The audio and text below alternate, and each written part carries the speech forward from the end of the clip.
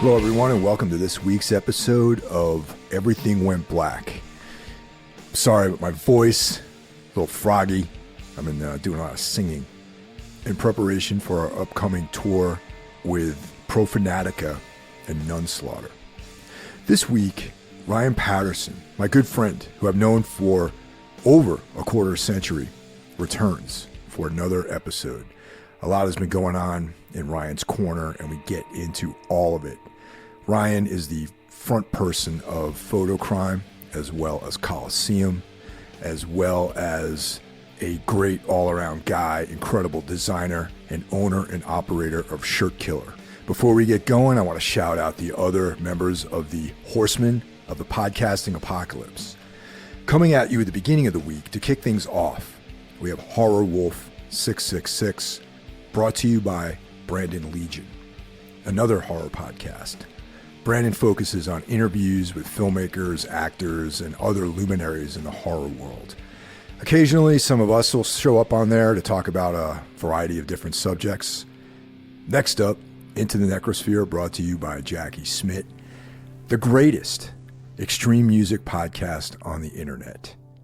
Midweek, of course, is Everything Went Black, the show you're listening to right now. I return the next day with Necromaniacs, alongside Mike Scandato and Jeff Kashid, and we discuss a variety of different horror films. Friday comes Spitball Media, show launched by Mike's brother John Draper. Saturday is a day off, but Sunday, Carl Hikara returns with Soul Knocks, a show that deals with all things occult, esoteric, dark, and macabre. Carl and I are full bore into Darkness Weaves, our collaborative effort, where we discuss the work of Carl Edward Wagner. Carl also posts an episode on Thursdays, so he's hitting you guys twice a week. Out there in the fringe, out in the abyss, the darkness, we have Iblis Manifestations, deployed to you by Cheyenne of the great band Trivax. If you enjoy the show, please support us on social media. Give us a like, Instagram, Facebook, all that jazz. If you want to do further support, you can hit us on Patreon for as little as $1 a month. You get access to all the bonus material. For $5 a month, you get early access to the shows. And for $25 a month, you can become a sponsor to promote your business, your band, your project, whatever it is. And that's about it. We're planning a big event on Patreon in March. We're going to do our first ever Zoom hangout with all the members. So get in on that action if you want to hang out with us and just talk. And here we go. I've always known you to be someone who has multiple things going on at once. But most recently, I've seen some activity on the Coliseum front. So what's going on with that? Yeah, so we, Carter, the drummer of Coliseum, and Kahan, the bass player, we always stayed in touch. We text pretty regularly in the 8 years since we stopped playing, which in mainly just about like movies, records, just shit like that. Of course, like when we are in each other's towns, we hang out. And Carter had a kid, so there's a communication with that and sharing photos, and then just some of like the business shit, like there's a few bucks, some royalties or whatever, stuff like that. But I feel like we always thought we'd play again, so we wrote a record a while back, like after Photo Crime's Heart of Crime album was recorded, which I think I recorded in 2021. I immediately wrote this hardcore record, just like short, fast songs, did all the demos, sent them to Carter and Kahan, and was like, let's do this. We didn't really have a plan of what it would be, but it was just like an excuse to play together. But Carter had just had a baby, so it took him like a year to get around to doing the drums.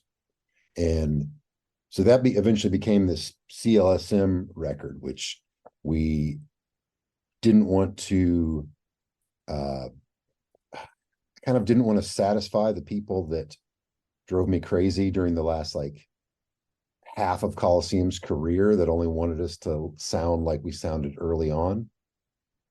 So we didn't want to call it Coliseum. And we just thought this kind of abbreviated thing would be like, it's almost like a side project, but it is a Coliseum record. When we put it out on digital, it's under the Coliseum discography, but the record itself doesn't say Coliseum anywhere. So I just liked that it was confusing too. There were a lot of questions about it from people, and I kind of liked not answering those questions, like everything's so like over explained these days. Oh yeah, man. There's no Yeah. mystery anymore with anything. Right. Yeah. So the idea that we just put out this record out of nowhere. So that was all super fun, actually. Like, um, I kind of reconnected with Dan from Equal Vision, who had signed Black Cross like 20 years ago or more. And he was like, "You got anything you're working on?" I said, "Yeah, I have this record." And he was super pumped and wanted to put it out. And they just did whatever I wanted. They were like, "We'll do whatever, however you want to do it." They put my label Auxiliaries logo on it. So it's kind of like an auxiliary release. And I told them I just wanted to release it as a surprise, like no pre-order, no, all the stuff that like sucks about releasing a record. Sure. Yeah. I was like, I can none of that, no lead up, no videos, no teasing. So one day in November, we were just like, here's this record. And it was so satisfying because it was like that day we released the record, we sold the copies that they had put up online that day, and people were happy, and it was done. It's like, That's awesome, man. That's like yeah, best case scenario, I very know. little. Yeah, I went to bed and I was like, okay, that was a good day. And it wasn't like that thing where you're fighting for a mission. And I'm starting to feel that way with Photocrime, but I definitely felt it with Coliseum, where we were always working and always trying to achieve something. And I never felt like we were achieving what I wanted in terms of like audience reception. So that was cool. We just did that record, um and then that kind of led into talks about playing some shows as Coliseum, because this year is the 20th anniversary of our first shows. So we're doing a couple shows in Louisville and about to practice in a few weeks for that. And that's been fun, and I don't know. So we're kind of dipping into that, but I'm also trying to I'm not going all the way back in, if that makes sense.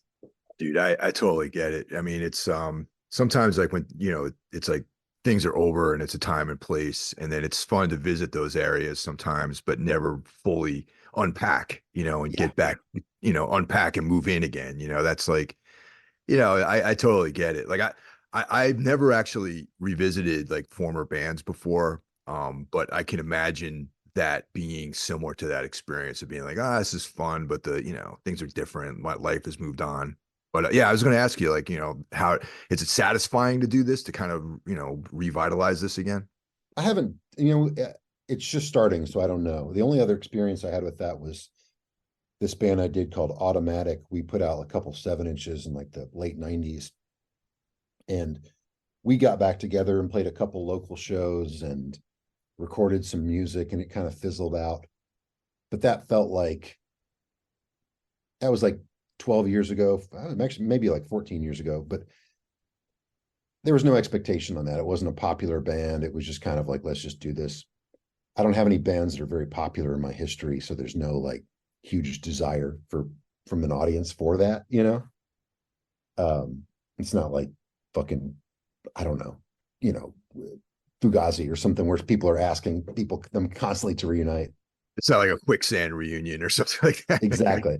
So with this, it's interesting. I'm having fun relearning the songs.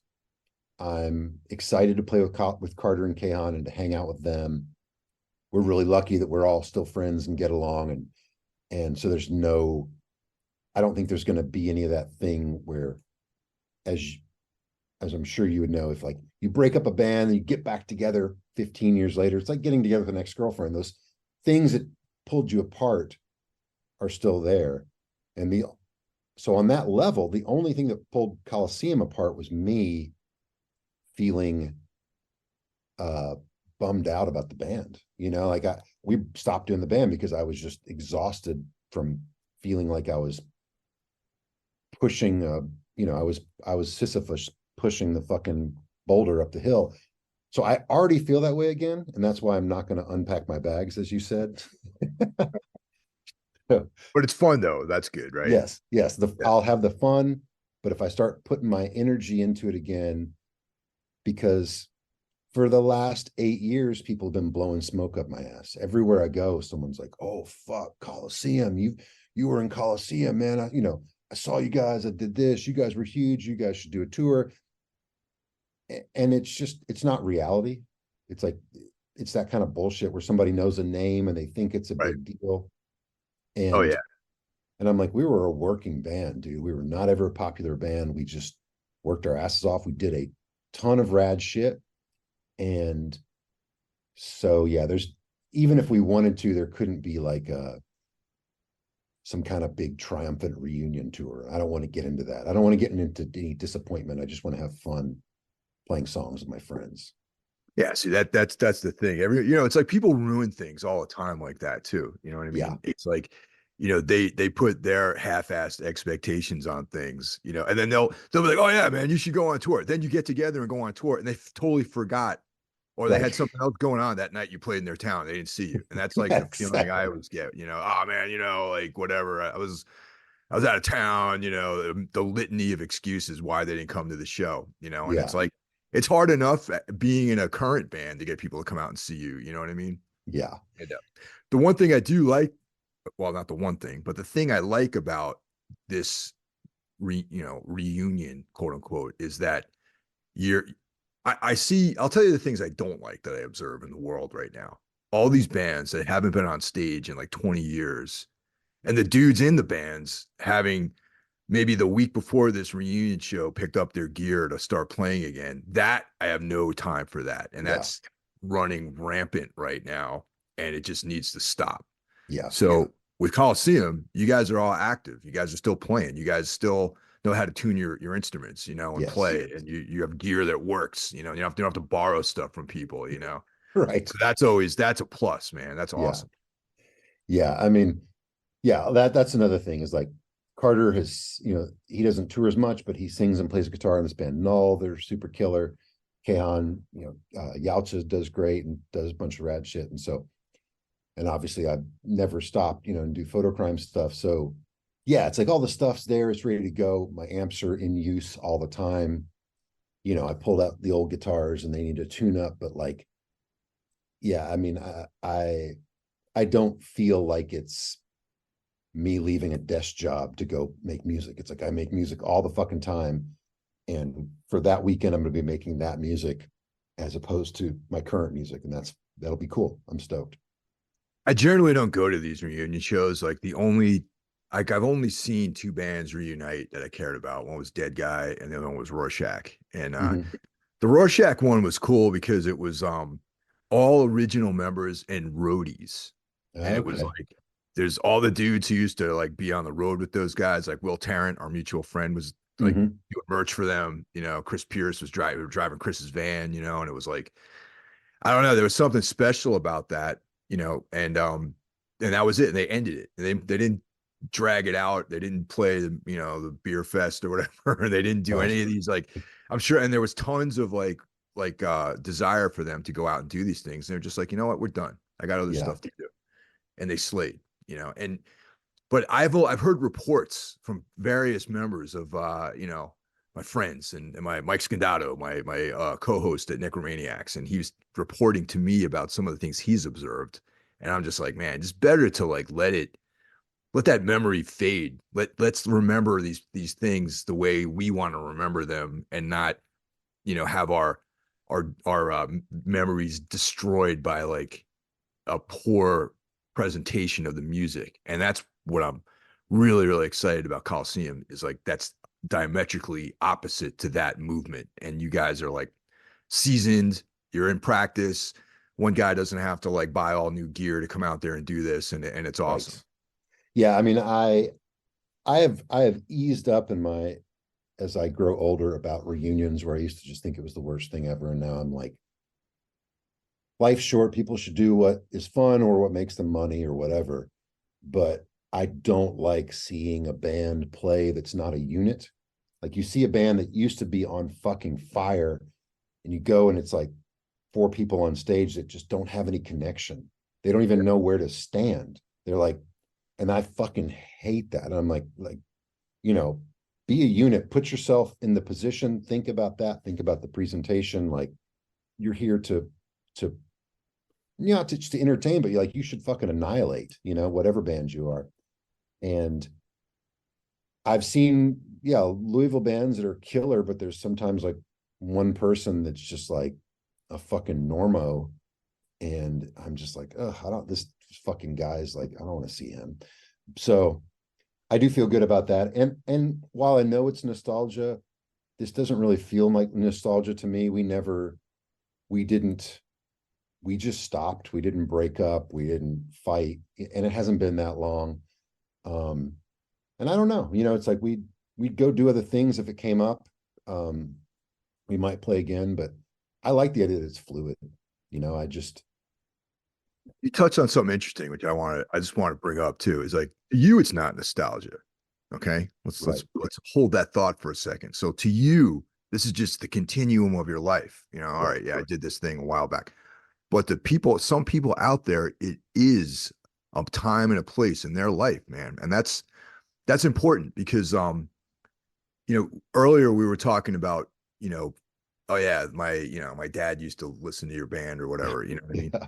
And it was like, so that Coliseum is a meaningful thing to someone, and it goes back to like a few year period or a summertime or like this summer I was like really, really doing this thing. I had this like, girlfriend or whatever, and we were stoked and we would do this stuff together and we listened to Coliseum. So with that in mind, it's like, you know, you have to keep in mind, even though to you it's not nostalgia, there is a legacy that you have to uphold with Yeah. like going on stage and playing these songs again and having the members together and presenting itself as Coliseum. And that's like, that's something I think about too. Not like anyone cares about me going and reuniting with any of my bands, but like if I was in some stature like that, I would be like, man, you got to really, you're trying to preserve someone's memories of what you did that impacted their life for a certain period of time. Yeah. And obviously we've seen that with bands that were important to us. Like, um, I mean, Black Flag's a perfect example of like, what the fuck? Dude. But Yeah. yeah. And then like the Misfits, while like the footage I've seen of them recently, they sound good and stuff, but there's no mystery there anymore. All that, which is fine, but like that's just gone. And so yeah, for me, but it is interesting. It's like I was relearning a song the other day, a Coliseum song, and I just thought I could change this. Like it's my fucking song. I don't have to be beholden to that perception of what it was at that moment. We might have changed the songs live as they went on anyway, and keep the energy there. Ultimately, people are coming to see the three of us play these songs. And yeah, I understand it's important to people and it's important to me, but I'm not interested in that time. It's weird. It's like I want to play the songs, I want to play with my friends, but I don't want to relive anything. Yeah. No, Yeah, on a personal level, for sure. Definitely. right. It's just such an interesting thing when you start, I mean, you and I are probably similar that we like ponder these things, Oh yeah. infinitum, like sitting there thinking about all this like philosophical elements to the things we do. Yeah, for sure. But yeah, it's Yeah. definitely interesting. It's interesting thing to think about, and yeah, I just that's cool. I wish you guys were playing around here somewhere. I would definitely want to see you guys play. Yeah, I mean, we might, it's like I was saying, there's a lot of questions of like, are you going to play here? Are you going to do that? We definitely won't tour. And I'm just curious. Like, I'm curious if anybody will offer for us to play anywhere. We offered our exclusive European show to like a big festival and they turned us down after a lot of like back and forth. And so I'm just not going to go chase anything. It's like, fuck that. I'm on a mission, and that mission is photo crime. And if Coliseum has things that are fun and meaningful and the logistics work out, that's cool. But I'm not trying to like chase down a payday or whatever. Like if somebody really, really wants to see us and they got the time and money, they can come to Louisville. Otherwise, like we'll just see what happens. And a quick fun fact for you guys out there listening: the first three Tombs shows were with Coliseum. Yeah. Anyone out there, you know, was around back then? That was our first three shows was with Coliseum. And was one of those the one in Providence that got shut down by the cops? Yeah, it was Yeah. Boston, Providence, and New York City at ABC No Rio. That was the Yeah. three dates. Yeah, that was a lot of fun. Yeah. That was awesome. Yeah, that one that in Providence was like, is that Engineer too? Does that sound right? Engineer was Yeah. on all three of those shows. Yep. Okay, yeah. Yeah. And like I just remember we played like two or three songs in some kind of like DIY space and the cops shut it down. And I don't remember any of those things. People come and tell me, they'll be like, you played this fucking song. And I'm like, I don't know. You know, like there's some apparently legendary DIY venue in Montreal that Coliseum played and the cops came and shut it down. That was the last show there. Not that we shut down these fucking shows, you know, we're just somebody books us somewhere and you know, it's not legal and then it happens. But it's interesting that like, as you know, it's like you go somewhere for one night and that's just a night in your history and you remember it as best you can. But for the people living there, that might be really important. It's kind of like what you're saying, but it's interesting when you go back somewhere and they're saying, oh, this show, this was an event, this thing happened. But to me, it was just like one of the 20 times I've played Montreal or whatever. You know, it's very wild to see that perspective. Oh yeah, yeah, definitely. You know, and it's like, yeah, I just wanted to bring that up to you because you know, you and I are probably self-deprecating. We don't really put, you know, we do what we do. We kind of put it in the back and move on and continue. But it's like, you know, it is meaningful. You know what I mean? There is Yeah. like some you are reaching people, you are influencing people, and like you're creating memories for them. And I think that's like one of the coolest like peripheral things about making music. You know, I mean, you and I are probably similar in that we like to create. Just the act of creation in and of itself is satisfying, but the peripheral aspects of it, like having meaning for someone else besides yourself, is like a very heavy, profound sort of thing. Applies definitely to Coliseum and Photocrime and all these other bands you're doing. Yeah, it's true. I mean, and yeah, we are self-deprecating. And like you said, like, you know, if fucking Anodyne wanted to play again, tons of people would be stoked on it. Like all that stuff's meaningful. Like early Tombs is meaningful to me. And like, you know, when we were crossing paths and I was designing records and shit with you and shirts and but it is funny. It's like Photocrime just was fucking around with a new song the other day and just the present and the future is just so much more exciting to me. Oh yeah, It's like yeah. the possibility of what could be is always more exciting than the reality of what was. And I think that's the beauty of like creation because you're moving on to something. It's like I don't know. In some ways, it's like that, like a fucking I don't know. Like if you think Reanimator's the shit and you're stoked on that, but there's some new movie coming out and there's the possibility that it might be the next amazing, insane, existential splatter punk gore movie. Even if it's not, the excitement of that to me is more exciting than just watching the same old shit over and over, you know? Oh yeah, definitely. Well, you know, for Photocrime, the for me, what's exciting about the band is all the different iterations of that band. Like the I've seen you play just by yourself, basically. You know, Yeah. with and then there's a full band, and you know, and then there's like different sort of flavors of that, where some of it's like electronic, some of it's live musicians, and some of it's all live musicians. So it's you know, for me, like I haven't been able to catch up with you guys for a minute, but I'm looking forward to seeing you the next time because I think now the actual current version is a full rock band style presentation, right? Uh, there's still no live drummer. Okay. No. Yeah, it will my goal is for it to always be a drum machine band. Um, which is like it's really funny, man. I don't know if it's just like maybe kind of the world that we all run in, but how often I get the question of like, will you have a drummer? Or you know, why? And I just say, hey man, do you ask Godflesh where their drummer is, or Big Black, or fucking Sisters of Mercy, or you know, it's just interesting that the perception, and maybe I mean, one of the first shows I ever went to, there was a Louisville drum machine band that opened one of the shows, and so it's just part of my perception. I'm like, it's just a stylistic choice, and it's part of the thing. We have used some live drums in the studio, but yeah, I really like that's what I'm going for. So it will always be a drum machine live. Yeah, maybe that's what confused me was like I knew that you'd recorded some material with a live drummer, and I thought maybe that was the part of the live scheme as well, but I guess not. No, I mean, it's pondered at times, but I think only when we're feeling like we don't want to be risky, you know, like sometimes there's those like talks in the van of like, should we go back to our what is like our default?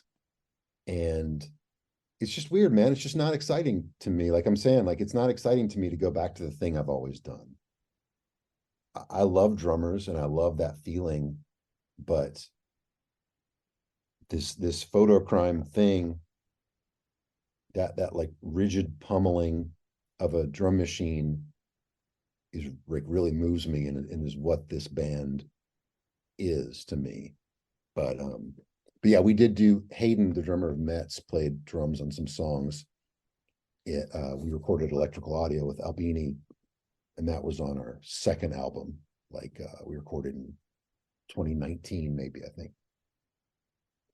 Yeah, I'm a fan of many bands without that have utilized drum machines live, and it's always something I wanted to play around with too. And the recently I feel like I've seen a handful of bands, like Lebanon, Hanover, and Twin Tribes that the drum machine is an integral part of their sound. That sort of like relentless, like on the beat, sort of cadence to the music, which adds a whole other feel to it, which is something I really respond to as well, Yeah. and yeah, so I think it's cool, myself. I would never, hey man, you should get a drummer. Like I would never recommend that for you guys. Yeah, it's interesting, man. I feel like whatever you do, there's always going to be some kind of voice coming in from somewhere like, why don't you have a second guitar player, or why don't you have this, or just interesting things like that. I guess those are just conversation things to say in interviews or when random people talk to you or whatever. But yeah, that's definitely like the aesthetic of the band. And I think when you we saw each other in Denver that one time, Yeah. Mm-hmm. and that was for maybe like about a year, if even that, I did the band just solo. Yeah. And it started off as a logistical thing where we'd done 2 European tours, and our third European tour was going to be in a bus supporting a couple of the bands. And the people that had been touring with me in Europe couldn't do it. And I just thought, well, like again, just like the challenge. Can I do this? Can I play solo? Can I make it work? And I think I did. I mean, it was interesting, man. Like never had stood on stage alone other than that. And that direct connection is really, it's unusual. It's unlike anything else. There's nobody else. There's no other place for your people's eyes to go. And I did feel like I had to win over the audience. And so I did that full European tour and then a little bit of stuff in the States, did that festival, did Mexico, and then the pandemic hit. And we probably talked about this last time, but I think once the pandemic hit, I was like, I don't want to be on tour alone anymore.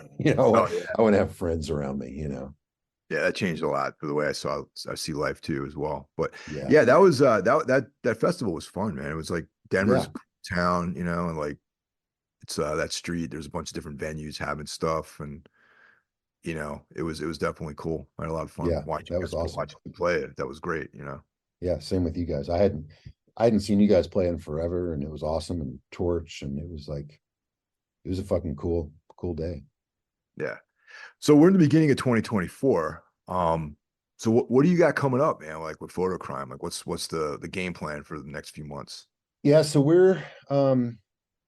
it looks like we're going back to Europe in May. We did a short European tour last year around Unholy Passion, our mutual friend Ralph's fest, date, like big show they do. So we went over for that and did about 9 shows total in December. So we're going back in May, probably, and going down to like Italy and playing some places we haven't played or haven't been to in a long time. And from there, it's just a lot of discussion about all sorts of things. There's a lot of like ideas bandied about. And it's just, as you know, as a band, it's like something comes up, you got to make sure everybody's available. And then you go back and then it doesn't work out. And so you're just constantly kind of balancing all that stuff. Um, it's been interesting. We do so much better in Europe. Like in the States, we haven't, I don't know. We just haven't caught on, or like we haven't had the right tours. We pretty much just toured on our own in the States. We haven't supported anybody much. So I'm kind of like not focusing on the States. Like one of my missions this year, honestly, is like to focus less on trying to go to places and trying to worry about people that don't give a shit about me. Yeah, I Like hear that, man. Definitely. Yeah. like in music, you have to do that because you're constantly like, oh, can we get on this festival? Can we get on this thing? Can you do this? And I fucking hate that, man. Like, I don't ask people for shit all day in my life. I just do stuff. So like the fact that as a band, you have to like not only kind of put your pride in check, but like you're constantly asking somebody else to do something for you or give you a break or put you on a tour slot or give you a certain amount of money. And I just find that to be like just absolute bullshit. I just can't stand that. And that's one of the things that wears me down being a musician that's like a pretty small cult musician and trying to find things to do. So that's part of my goal is just go where I'm wanted. Like if I feel like this is the thing or it's something I really want to do and feel passionate about, and it feels like it will be a meaningful adventure, do that. But like, how many times in my life have I worked my ass off to go play in New York City to a mostly empty place where no one gave a fuck about me? Like, why do I need to go do that and worry about an audience, whether they show up or not? Yeah, I mean that's a really especially these days where you look at resources, cost is like a Mm-hmm. big concern these days. And I check for doing stuff on our own. I apply the same logic. It's like, why the hell we want to go here? Even if someone's asking us to play in certain places, it's just like, yeah, like that it doesn't add up for us to do that.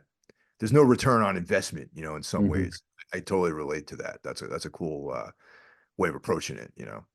Yeah, it's like, so, I'm looking into things that can happen, writing new music and just kind of taking it as it comes. I mean, there's a lot in the mix, but nothing definite yet. So the only thing that I can really control at the moment is like what I'm going to create. So I'm just going to start writing more songs. And I'm doing, in addition to photocrime stuff, I'm doing a bunch of shit in my studio. I have this little studio I've built, and uh I'm starting to like record some outside people for the first Oh, time. cool.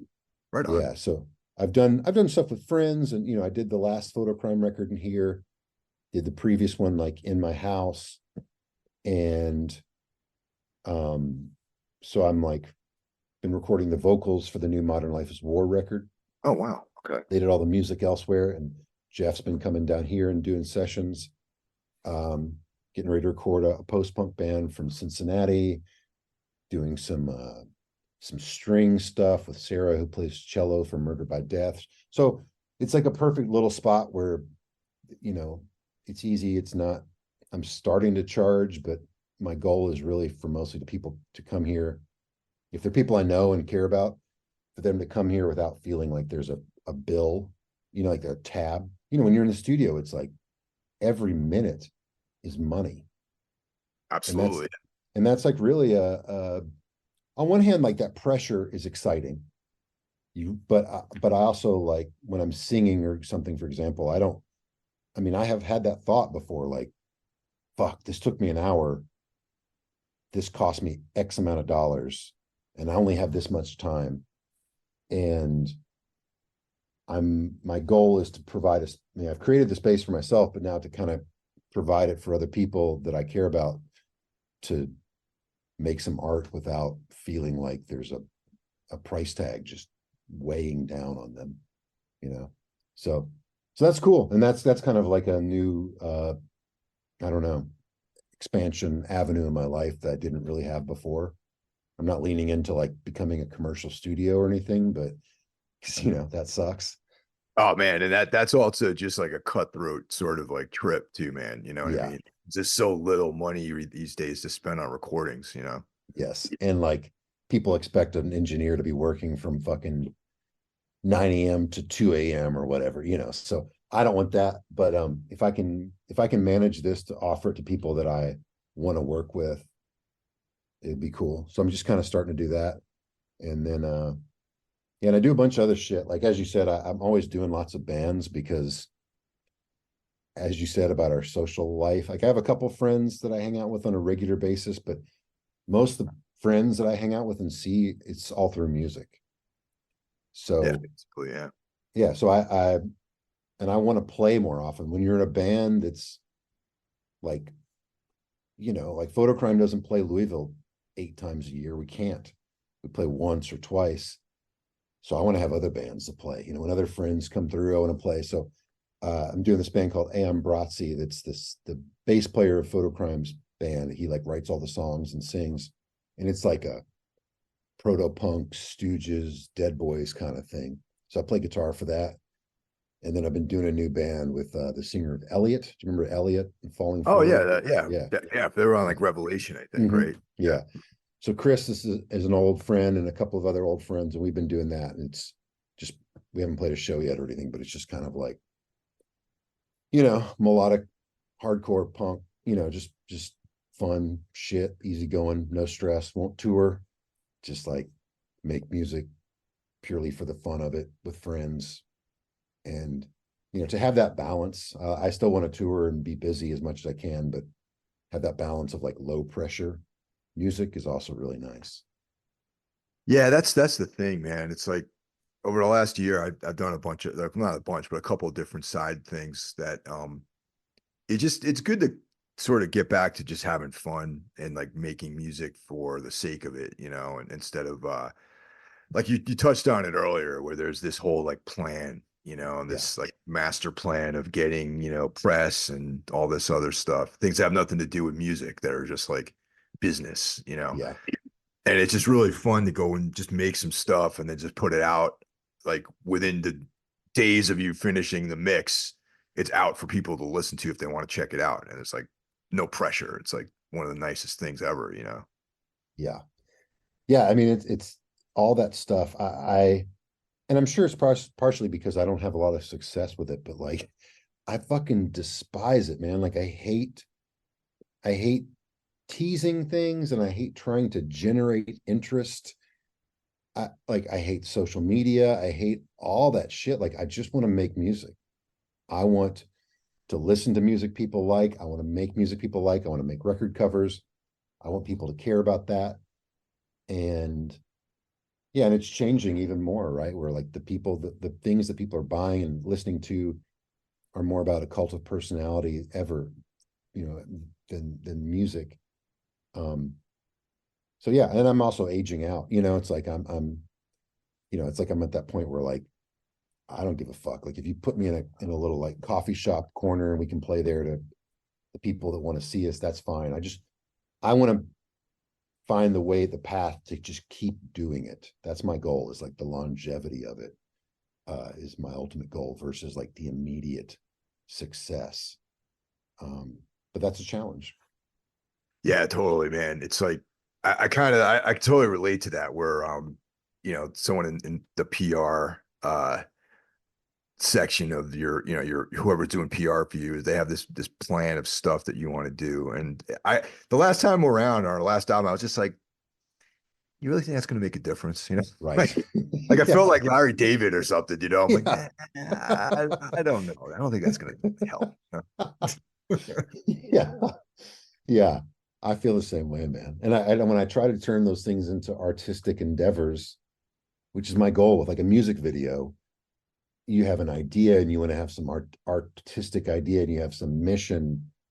And then ultimately it's just like a promotional tool that people may or may not stream for 30 seconds somewhere. And um, but I'm just trying to look at all those things in the artistic level versus like the view count and whatever, like I hate the, obviously as the person who doesn't have a lot of success with that, I despise the metrics of it all. Yeah, You know, yeah, definitely. I mean, if I was a person who had millions of listeners a month and millions of followers, I would love the metrics, but I don't. So I fucking despise them. And I dream of a day like, I'm like, man, if like social media just died tomorrow, like what a beautiful world we would have, you know? Dude, I completely agree with that. I mean, yeah, every day you read some sort of study about how the negative effects of all this stuff, especially on young people who, I mean, you and I we grew up without social media, really, Right. and but if you're a formative forming your personality and you're constantly feeling like you have to share everything with strangers and getting criticized and all this other stuff and just like this dispersonal, is that even a word, impersonal Yeah. nature of things, and it's funny, like even in my job, like there's a little digression here, like I'm actually changing jobs in the next Mm. couple of days, but the current position I have to show up in the office 3 days a week. Everyone's there. No one talks to each other. Everyone sits at their desks and they use MS Teams or email. And that, like, there's people that, like, I've had meetings with people and I'm like, why don't we just get a conference room and sit down in front of everyone instead of everyone, like, we're in this, like, virtual, hyper world of, like, Right. and I'm Yeah. like, wait, that looks like I'm like looking at the background. I'm like, wait, you're sitting right over there. It's like, why don't we just sit in an office together or a conference room and go over everything? And that Yeah. it just doesn't feel good, And if that has to manifest itself somehow, if you're growing up with that, because there is like that, that we haven't evolved that quickly. This is only like Hmm. what 20 years of this stuff has really come into our existence. We still have that part of our psyche that needs to have that connection. And if that's taken away, and it reminds me, like with young people, it reminds me of like if someone like a newborn was like taken away from their mother too early, what like behavioral issues would result of that. So if you're taken and put in this like little region where you only communicate virtually, what does that take away from your development? And it's just we're seeing that. You know what I mean? Yeah. Yeah. I mean, I think about how detached I felt from so many aspects of society and culture and social things, and how uncomfortable I've felt most of my life in a lot of social situations. And then if you add this kind of disconnect of seeing it, and it's still there, it's like it breeds jealousy. It's kind of like I was saying about the Coliseum thing, where like immediately I'm like, I see those tendencies in myself that I don't like, that led to me to have to stop doing that. So much of these things, they just breed those tendencies. So I have to, I'm trying actively to let those go and just focus on the art and the making of the things and the direct communication. And I don't know, I mean, this isn't a grand scheme, but like on our social media, like photo crimes, I'm like, I don't want to make reels. I don't want to talk to the camera really, but then, when I've done that, more people engage with it. And then, and I do a bunch of cool shit all day. I don't like documenting it in 30-second increments, but so I'm trying to find a way to do that and make it real. Like we just started doing this thing we're calling the Record Club, where so far it's just the three of us in the band, but we're just posting a photo of us with a record and writing a little bit about it, with the idea that maybe somebody can say, oh, I like that record, here's my thoughts. And so far so good. I mean, I'm sure that it will like ebb and flow, but like something where it's not just like, I don't know, like trying to hype ourselves up or pretend to be something we're not, or constantly sell somebody something. It's like, here's some real connection. This is a record we hold in our hand. This is what we think about it. What do you think about it? Just something to have some real shit going on out there. Yeah, at least that's fun. Yeah. Yeah, So what kind of stuff have you been listening to recently? What have you been talking about? man. Well, I mean, so far I've just kind of, with this thing, I've just started with like just some classics like a Killing Joke first record was the first one, and then the last Portishead album was the second one I did. Will picked Johnny Thunder's Heartbreakers Like a Motherfucker, and Nick just did the Sparkle Horse, It's a Wonderful Life. But I don't know. I'm kind of like, what am I listening to? I feel bad. I don't listen to like a ton of new music, you know. Um, there's like sometimes some hardcore stuff. I'm gonna mispronounce this band's name. There's a German like post-punk band that I really like. Uh Die Letzten Ecken, and the record is called Talisman. And Oh, they're cool. like super good minimal post-punk band. They're fucking killer. I've been listening to that a lot. Um, there's a new J Robbins record came out today, his solo band. It's fucking killer. Um, band called Slant that I've been obsessed with for a long time. They're a South Korean hardcore band with a female singer. Uh, they have an album out and a 7-inch, but they put out like an EP last year. This Italian hardcore band called Golpe. It's one guy, he plays all the instruments, but they have a band live, and their album and 7-inch are super, super good. I feel like, I don't know if you're this way. Like, I feel like I take in a lot of new stuff. I try to listen to new things, particularly like DIY hardcore as much as possible, because that's probably what I connect with most. And then I take in so much of it, but like one out of 100 things connects with me.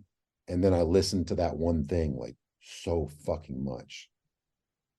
Yeah, I'm kind of the same way actually. Like there's tons of stuff coming out, and then a couple things really hit with me, and I mean last year, I mean I do like a top 10 with Jackie over at Into the Necrosphere every year. Mhm. And there's so much that comes out. And these are all metal records. And it's like even just in metal, there's like I had 30 records on my top 10 and I had to pick which ones, Right. and there's even stuff that comes out early in the year. Like even now, like there's stuff that's coming out that I'm like, oh yeah, this is great, but I'll probably forget about it by the end of the year. Yeah.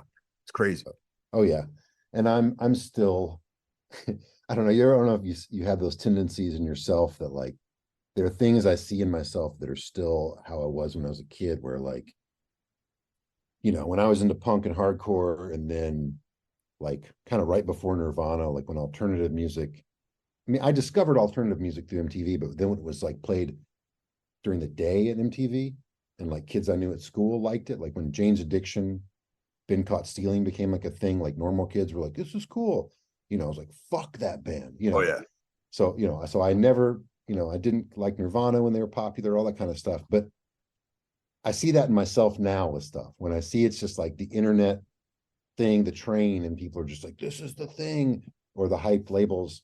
I just don't give a fuck. I just, the music might be great, but when I see that train rolling through with mass perception, I'd rather find some fucking record that like 200 people, other people listen to, and it really hit them hard. I mean, I listened to a podcast yesterday that was Will Oldham, who's a friend of mine, and it was about his record, I See a Darkness. It was the 25th anniversary. And that's not my favorite record of his by any means, but it's the first Bonnie Prince Billy record. But one thing he mentioned was that he's never had an experience with a huge show that was really meaningful to him. It's like he's like, I've seen Prince and it was amazing, but then I'll go see the Mekons to 200 people, and that's where it hits me. And I just think maybe because of how I grew up going to shows, like that's how I feel. So even with records, like if if something is just so mass loved, a lot of times I have a hard time really, really connecting with it, if that makes sense. To me, it makes 100% sense because like my girlfriend would refer to us as elitists, which Yeah. Yeah. true. I'm going to say we're true, but Yeah. but yeah, there's something about things that everyone else likes that I don't like. They'll make me not like it right away, and I feel that way about cultural stuff too, like tattoos and Right. like I'm like you know without getting too You'll see like some dude covered in tattoos that is just like the corniest guy ever, Yeah. And I'm like, yeah, I don't like fuck that, fuck Right. tattoos. But they're like, well, you're covered in tattoos. I'm like, yeah, but I'm different because Right. Right. and it's like, but I just feel that way about cultural stuff too, like skateboarding and tattoos and like stuff that I used to think was cool. And now I just despise it because so many people are just lame or into it now. And it's like that with music, it's like, Right. but it's not their fault though. That's the thing I keep telling myself. It's like I can't, it's not your fault that you're whack and you like stuff that's cool. Like that's not my fault. It's not Yeah. your fault. Yeah. And I have to like this is like the New York, New Jersey part of my personality going out, where it's like, it's not your fault that you're whack and you like cool things. I should accept that. It's like a combination of philosophies here. Right. But it's hard to separate out those things sometimes, and maybe there's a lot of stuff that I'm missing out on because of that. But I don't know. I mean, the thing is that like, who's missing out really? I mean, elitist. I consider myself pretentious, or very critical. Like I think critical thinking is very important. Yes. Like, am I missing out if I don't listen to X record? Whatever record that like hundreds of thousands of other people are missing it or listening to, or are they missing out that they're not hearing the record that 50 people are hearing? And I actually think like I'm not missing out on mass culture. I don't care about mass culture. Like it doesn't mean anything to me. And even when it's like I'll watch fucking Barbie on the plane and it was fun, but like I don't need that's not a cultural moment for me. Like that's Right. not, Right. like that's not a cultural moment for me. A cultural moment for me is like something that's really intimate and hits me hard in my soul, and that's darker, and that's just the kind of person I am. So yeah, it's like I have a friend that like teases me because I'm this way, but it's like I'm not hateful about that shit. I just like it's just not my culture. Like that's why we were drawn to the things we're into, you know. I'll give you an example of something where I loosened up a little bit, and I actually did have an excellent time. And we were talking about the Misfits earlier, right? And when they first started reuniting, I was completely against it. You know what I mean? I was like, how can you do this? How even Black Flag, I was like heartbroken by that whole thing. But when the Misfits started, when Glenn started playing with them again, I'm like, I'm never going to go to this ever. Yeah. I mean, this is like blasphemy. And last year I went. I remember like I was like saw that they had a date at the Prudential Center in Newark. And my girlfriend and I, she's also a huge Misfits, Danzig, Sam Hain, like she loves all that stuff. And Mhm. so I'm like, yeah, let's go. So I got tickets way in advance. And I knew going in that this was like almost like going to see like Wayne Newton in Vegas or Right. something like I know that Yeah. this is not punk rock. This is not extreme. This is not this is something that normal motherfuckers do. This isn't like I'm not being out, fringe or anything. I'm not an outsider right now. I'm just a Mhm. fan of music. It's like going to see like Kiss or something like that. You know what I Right. mean? There's nothing underground about this experience. And I went and I had a great time, but there are moments like Glenn was great. He's out of all the people who are like famous or high profile, he's kind of you kind of know what you get with him. He's a great singer. He does what he does. Personality, who knows? Whatever.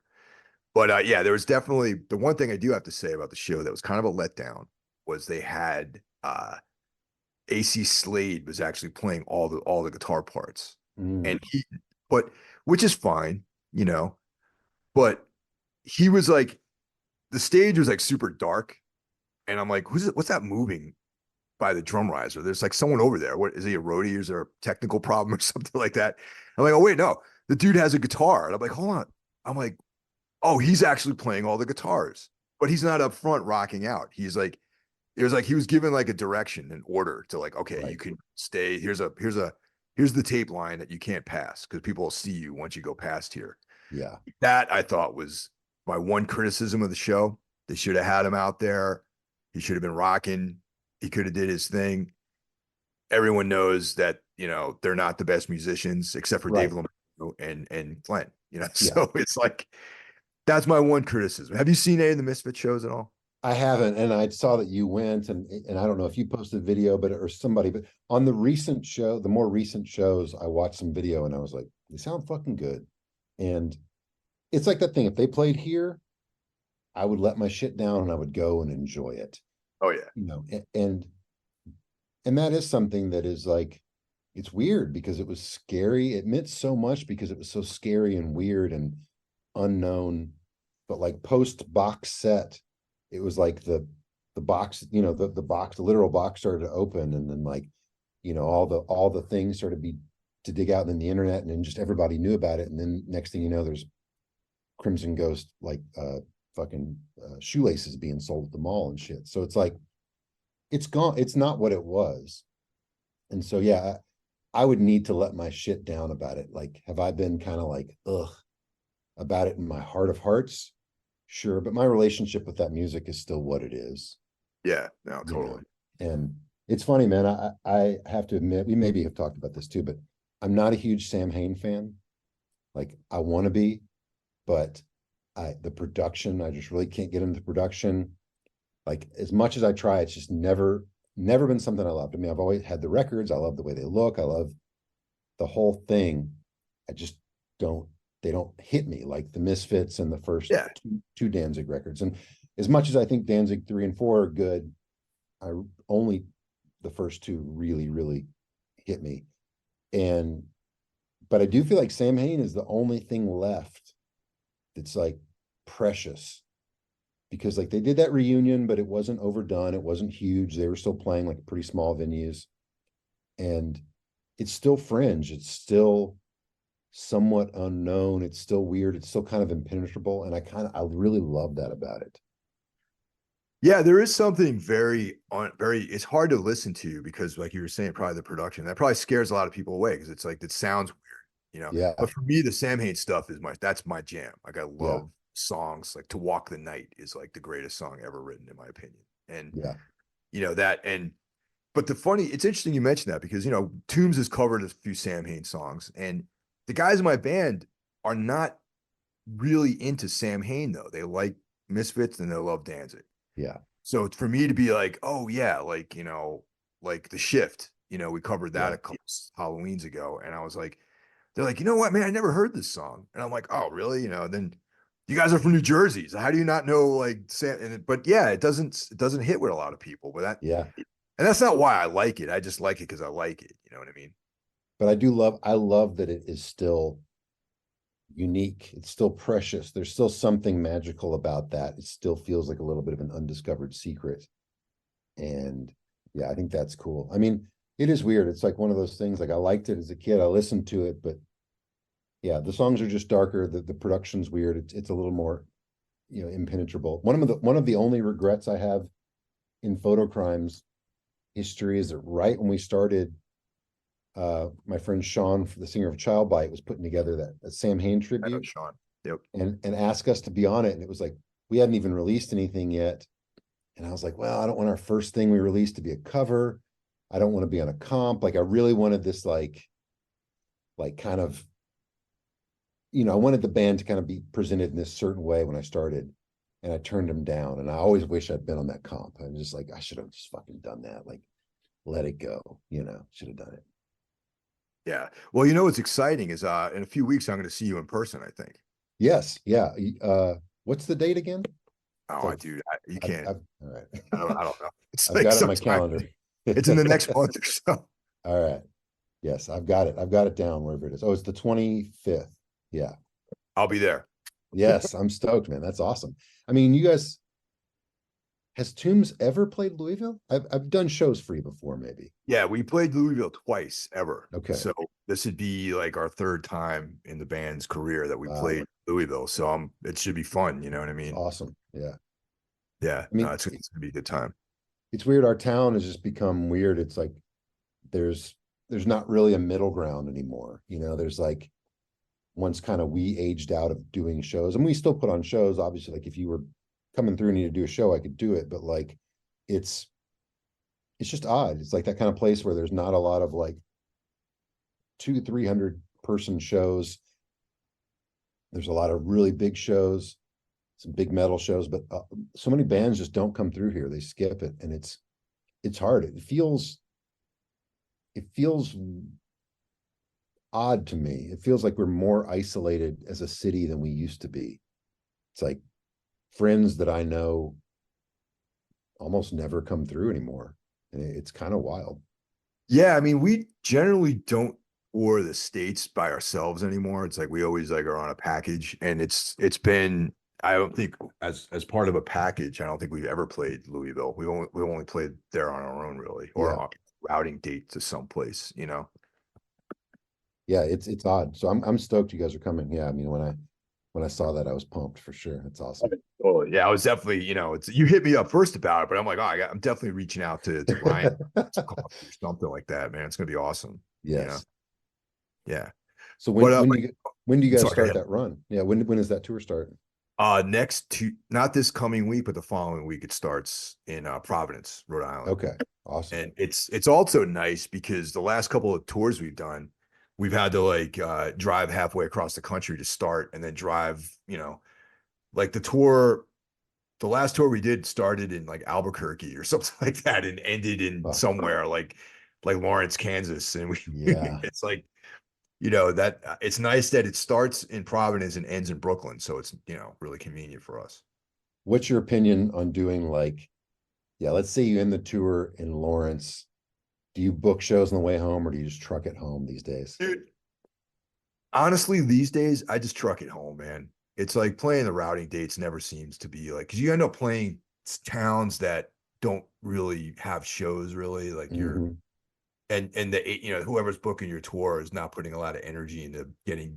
He's like, you guys are just on your way home, so we'll play Right. wherever, Yeah. and it's like we're playing like, not to disparage anyone out there, but like Canton, Ohio or something, and Right. it's there's like 10 people or whatever, Yeah. Yeah. I mean, last time we went to the West Coast, we were like, time's always precious. And we were like, let's just fucking drive out there. Let's just take, 3 days, like just fucking truck ass, do the coast, go back. And like, because sometimes those middle of the country spots, especially after big tour, you have a great tour, then you play 3 shows on the way home that just suck the life out of you. Yeah, it's And better to then, just roll, and yeah, and you can make that drive in a couple of days, and I'd rather just be trucking, and yeah. everyone drives in the band, Oh, that's cool. wasn't always the case, and Yeah, and it's just better to just to hit the road, man. And then you stop someplace, maybe you get like a band meal. It's like good yeah, for morale instead of like pulling it up, loading in, sitting in an empty room, and just being like, you know what, we could be driving right now yeah, and get home yeah, another day earlier or something, yeah. We always had the joke of like, you should book like a last show of tour that's just was never booked. In your mind, there's a last show, but it never actually existed. So after, you can just cancel it, like that kind of thing where we would always play like Cincinnati, Indianapolis, somewhere like an hour and a half from home. And you're just like, you're an hour and a half from home from like 3 p.m. till 2 a.m. And you're just like, fuck. Yeah, that we've never done it, but just like should have just send the routing to the band and never in public, like get that fake last show and you just cancel it. And I That would did, be excruciating, man, to be like on a full US tour, be gone for like 4 weeks, and then like for us to have the last show of, be in like Philly or something yeah, like that, or like a routing date in Philly, yeah, it's like that's just, like the tour ends in Chicago, and then like the routing date to get home is Philadelphia, it doesn't yeah, make any sense, yeah. yeah. I'm not necessarily proud of I've 3 times in my life I've bailed out on shows. Like one time when I was in a band called the Kindles when I was like 19, I didn't have any say. I was just a bass player. I was like young, but we went to some show in Cincinnati and nobody was there. And the band decided we're not going to play. And I was like, oh man, I thought it sucked. There were kids there to see us, maybe like 5. I was a kid and I told myself I would never do that. At one point, Coliseum played Pointless Fest in Philly and we were playing Mr. Roboto on the way home. And we were running late and we were having some inner band uh, tension. Our old drummer, Matt, my cousin, who's gone now, but when he was in the band, he was a fucking pain in the ass, he would make life miserable. And so we were arguing all day. I don't remember about what, but the band we were playing with at Roboto was calling me going like, yo, no one's here. Don't come. Like the show sucks. Like this is not just don't even stop. And we're like, fuck, okay. But I was like, well, we got to check it out. So we went to Roboto and there was like 3 or 4 people there and we didn't play. I remember I gave them all CDs and then we just kept driving home. It was really weird. I don't know if I regret it or not, but my favorite, the only one that I stand by is that I did this band for a little while called Whips Chains. Yeah, I remember that. Yeah. Okay. And we did one tour where we opened for Converge and that tour ended in Boston. And we had been trying to get a show on the way home for like weeks. And finally this dude's like, yo, I'll throw you on this show. You're not on the flyer, but Columbus, you can play. So we drive like all day from Boston to Columbus. We're just exhausted. We get there late. We walk in and some kind of like beat down band is playing. Oh man. And we were just like, no, Yeah. It was like, it wasn't a band. Anybody was on a mission. Nobody was there to see us. It wasn't like our passion. We were just doing it for fun. And that one was fun. Actually, we just looked around. We're like, we do not need to be here, and just drove the rest of the way home. And that one was actually fun. The others, I don't know if I stand by those.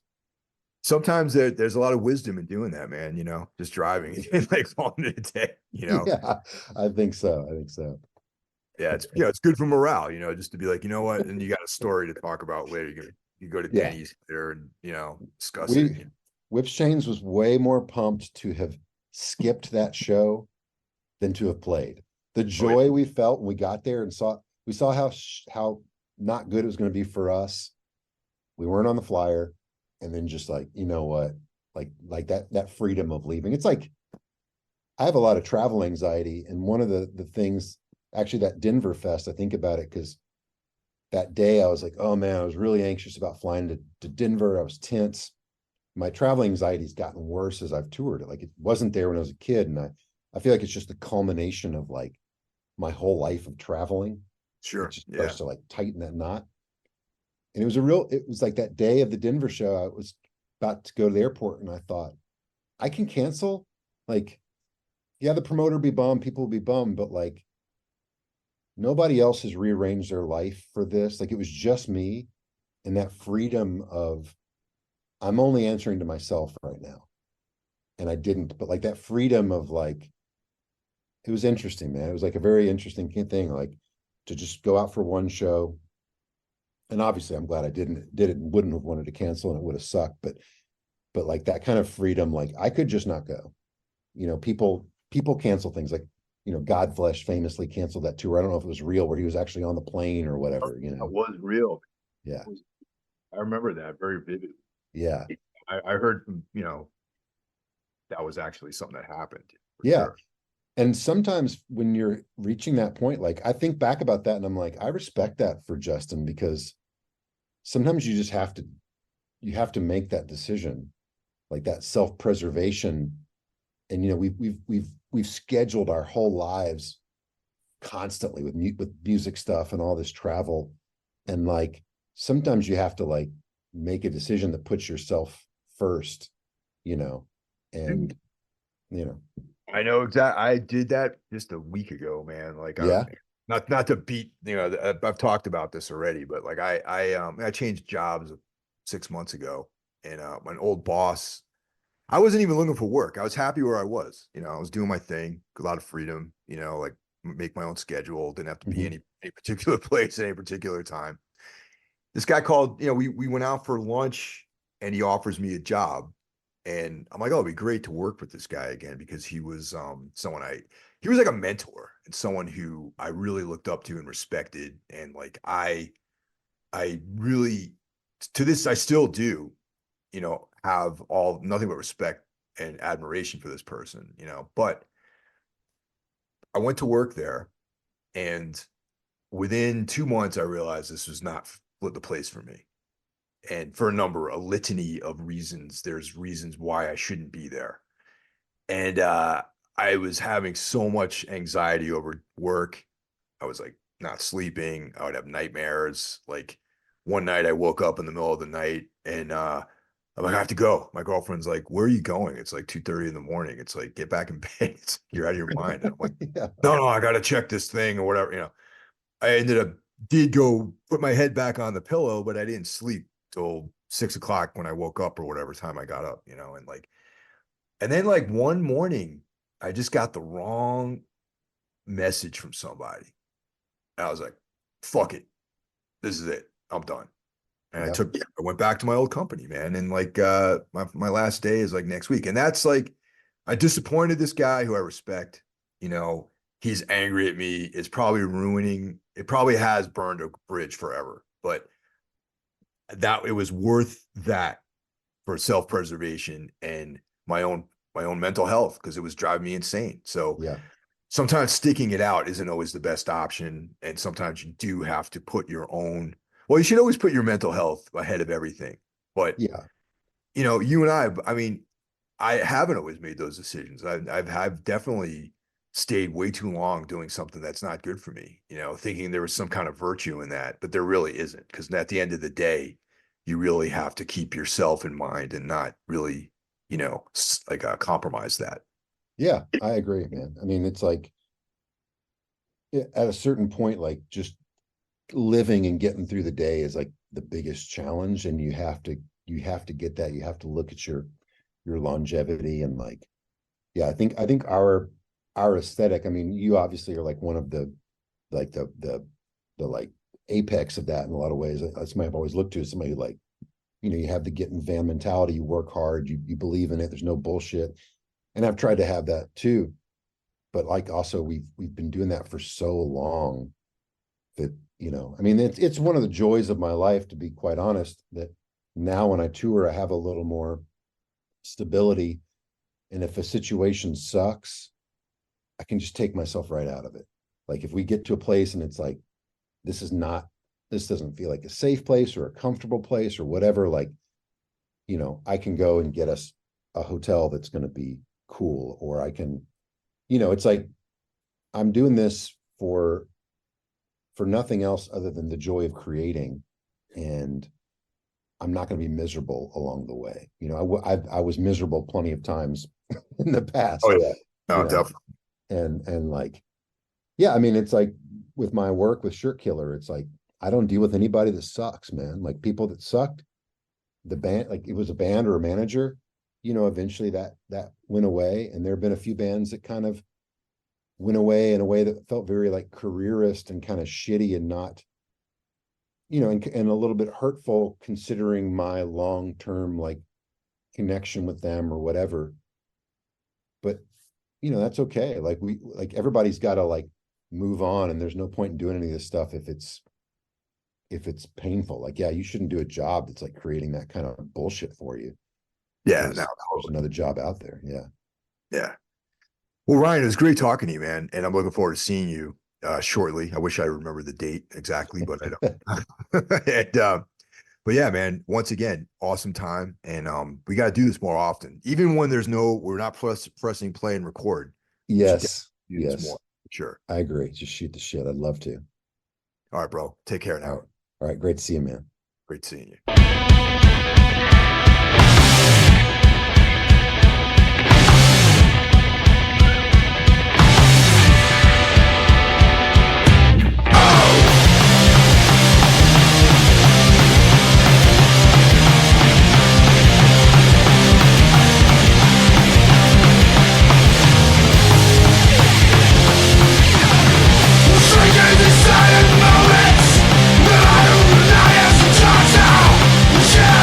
Getting